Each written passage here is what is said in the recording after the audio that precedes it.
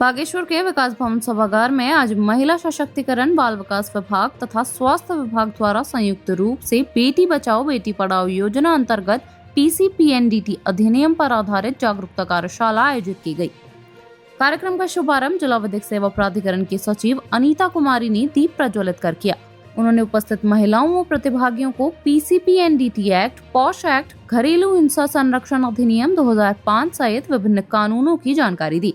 उन्होंने कहा कि भ्रूण लिंग परीक्षण कानूनन अपराध है, जिसके लिए 3 से 5 साल की सजा और 50,000 रुपए तक का जुर्माना हो सकता है।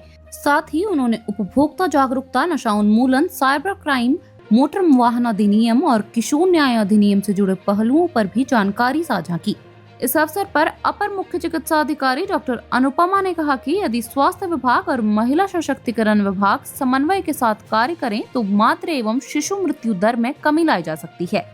वहीं जिला कार्यक्रम अधिकारी डॉक्टर मंजुलता यादव ने बताया कि आंगनबाड़ी कार्यकर्ता टीकाकरण, एएनसी जांच, कुपोषण रोकथाम, हाई रिस्क गर्भावस्था, एनीमिया रोकथाम और जन्म पंजीकरण जैसे क्षेत्रों में स्वास्थ्य विभाग को निरंतर सहयोग प्रदान कर रही हैं।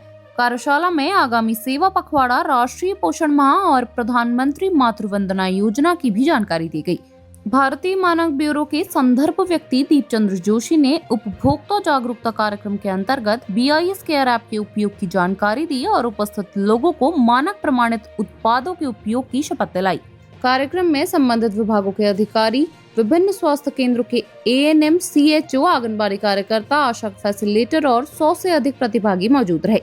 आज विकास भवन कार्यालय सभागार में ANMs, आंगनवाड़ी, आशा कार्यकर्ताओं के लिए एक वर्कशॉप रखी गई थी, जिसमें भारतीय मानक ब्यूरो के निदेशक आदरणीय डॉक्टर सौरभ तिवारी जी के निर्देश में उपभोक्ता जागरूकता कार्यक्रम के तहत BIS केयर ऐप की जानकारी सभी प्रशिक्षणार्थियों को दी गई। ऐप डाउनलोड कराया गया तथा उसका उपयोग करना सिखाया गया तथा एक शपथ भी जिला विधिक सेवा प्राधिकरण की सचिव जज मैडम के द्वारा की गई कि हम ISI मार्क, हॉल मार्क तथा R मार्क उत्पादों का ही प्रयोग करेंगे। गुणवत्ता की जांच परख के ही हम सामान क्रय करेंगे।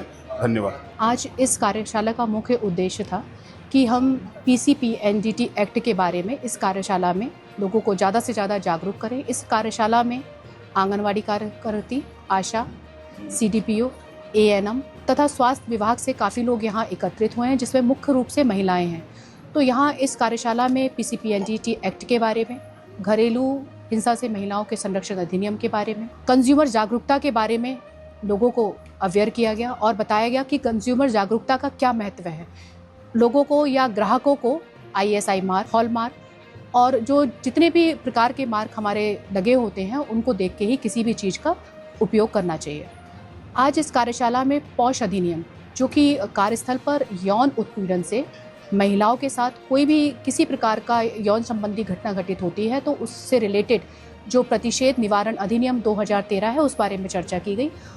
यहाँ पर मुख्य रूप से जो बहुमत है महिलाओं का है, जो ज़्यादा संख्या है महिलाओं की है, तो उनको बताया गया कि कार्यस्थल पर जहाँ वे काम करती हैं उनके साथ कोई भी अवांछित कार्य किया जाता है, यौन संबंध के लिए पहल की जाती है, यौन प्रकृति की कोई टिप्पणियाँ की जाती हैं, कोई भी यौन संबंधी वीडियोज़ दिखाई जाती हैं, तो उस संबंध में वो अपने जो इंटरनल कमेटी होती है, गठित होती है, उसको सूचित करें और उस पर कार्रवाई की मांग करें। वो शिकायत कर सकती है जिसमें नियमानुसार कार्रवाई की जाती है।